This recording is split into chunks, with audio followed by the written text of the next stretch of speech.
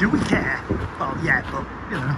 Anyway, I'm in Shelf, the village which I was going to say born in. I was actually born in the hospital in Halifax, but I was brought up in Shelf. Lived here 21 years, the first 21 years of my life.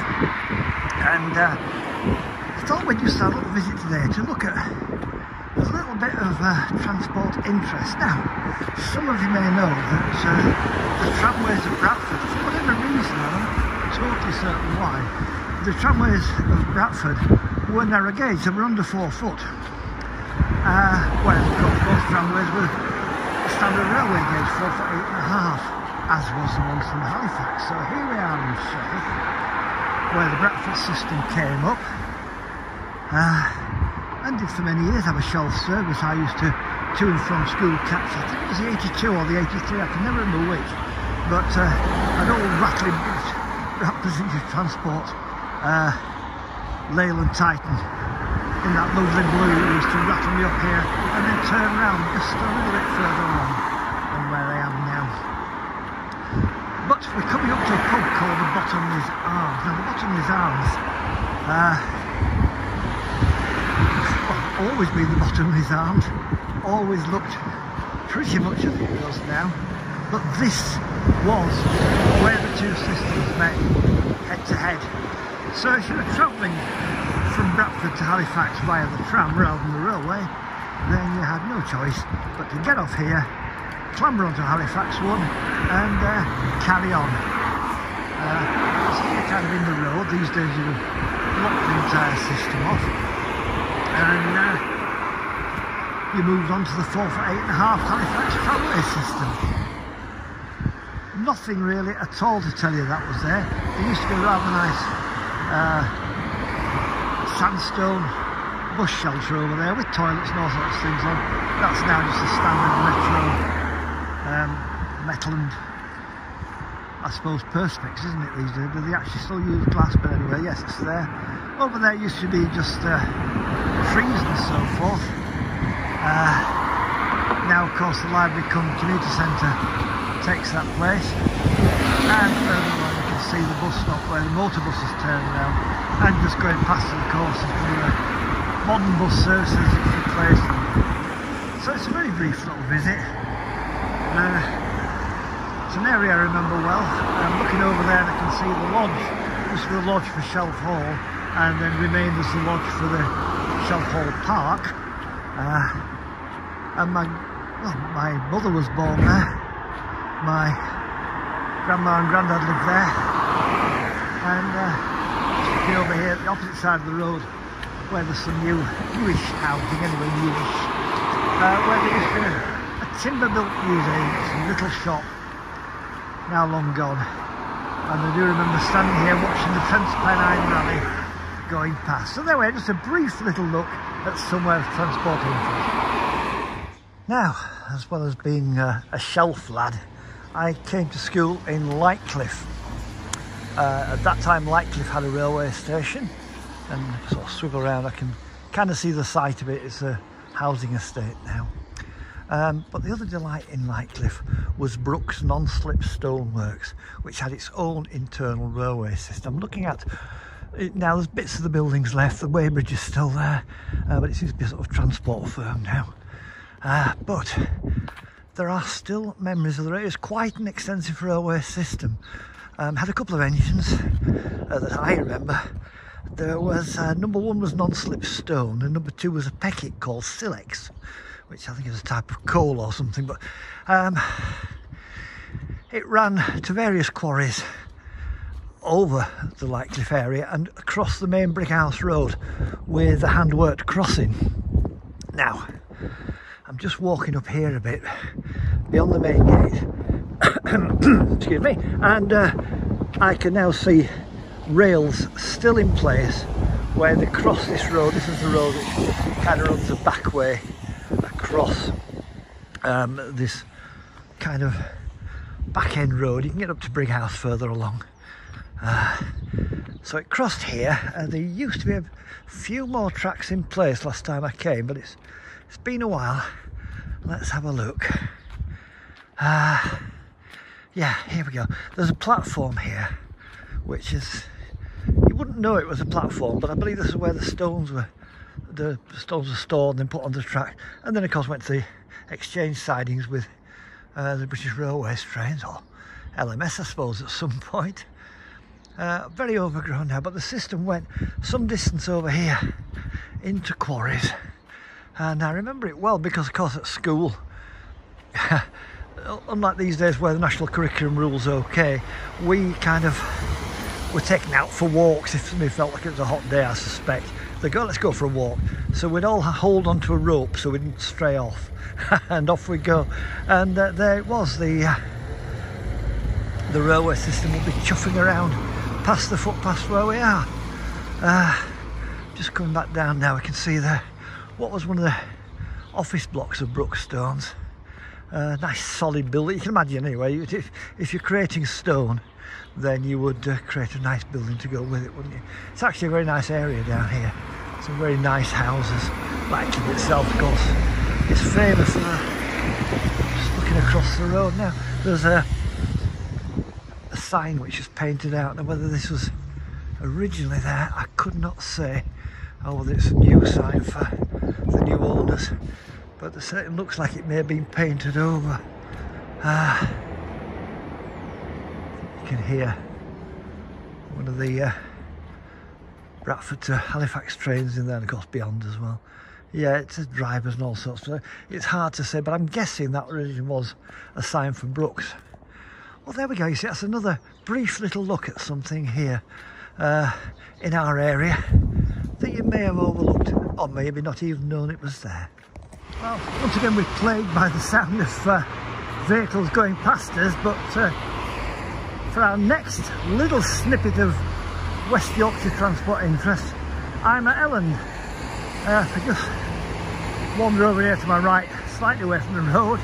There is the canal down the bottom there, the Calder and Hebble navigation, I think that's right, isn't it? Yeah, Calder and Hebble. Coming through Elland, once an important spot on it. And I'm going to sort of go under a drip from this rather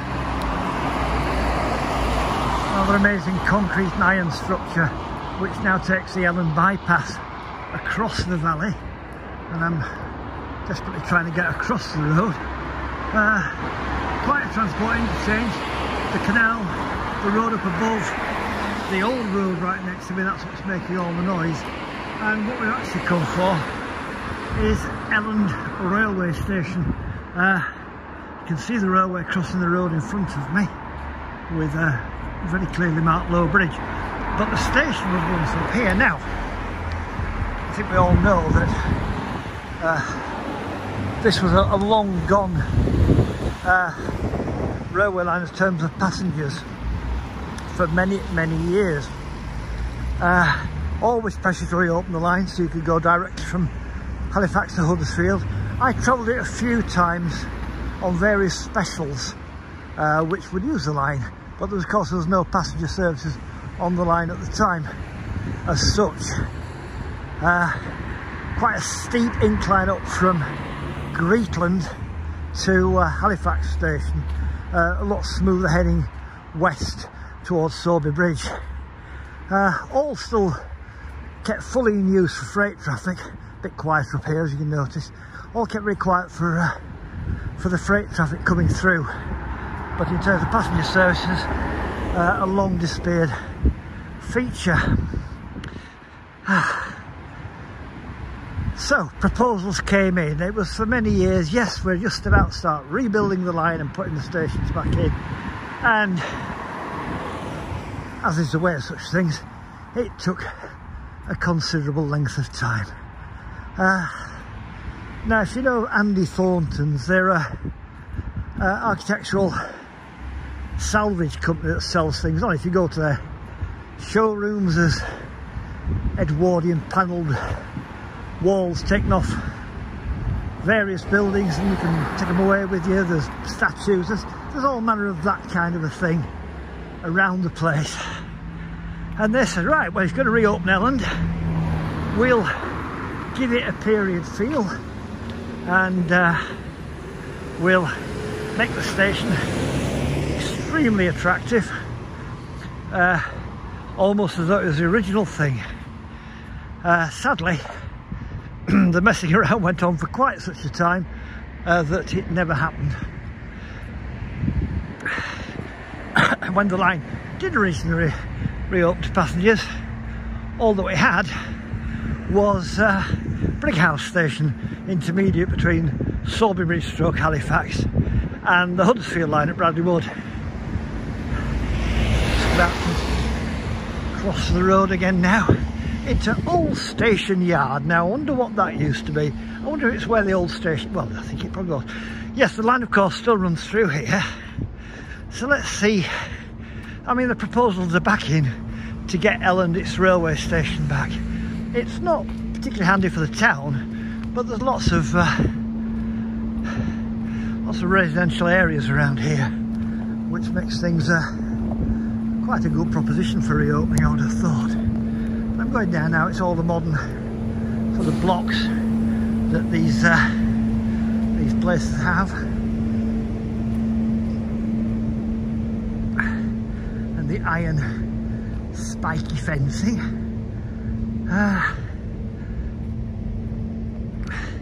Interesting sign there on a gate saying keep clear, access required 24 hours. That's got to be for Network Rail to access the railway, and the railway is in front of us now. Yeah, Elland's signal box, keep clear. So whether Elland's signal box exists, I don't think it does it? No, it did, it was here. You can see to my left on the Halifax Sword Bridge side, there's the tunnel which takes you through the hillside. To the other side you can see the line heading off. Now there is some sort of clearance going on here. This may be the initial work for putting the station back in again. There would certainly be room to put some degree of car parking in, I think. But this would be the obvious access point. Whether they would put a... I don't know. It's difficult to know what we do about car parking, but certainly there's enough room to put the station back in without disturbing any of the subsequent buildings from later on. So there we are. It was lovely to see this line reopening again, and it would be even lovelier if Elland got its station back. So another windy day, I'm afraid, but when I was driving along the A64 the other day, I noticed a number of bus replacements on the train service, and there's enormous track work going on just outside Scarborough. As you can see, the busy road is nearby, and you can also see from here a nice bit of track machinery. When I came past the other day, there was a couple of Class 66s moving some around with a big Balfour Beatty machine. I think it's a track layer itself, actually. I think it works in some mysterious mechanical way. I'm afraid you can hear the A64 rattling by next to me, busy road. But it's extensive work. It's not just a matter of permanent way gang being there. They set up an enormous working area. That's sort of a base, if you will. There's the Balfour Beatty track lane. There's also something happening behind, but I think that's probably not connected to the railway. This is an enormous machine. There's track crew there. There's lighting right along this section. So I think it's a complete, as I can see actually where the track is, this is a complete relaying of this length of line near Seamer. Let's walk up a little bit further. So here we are at the base camp road laid down. As I said, there was a tuck-tailed Class 66 on the permanent way thing, one at each end.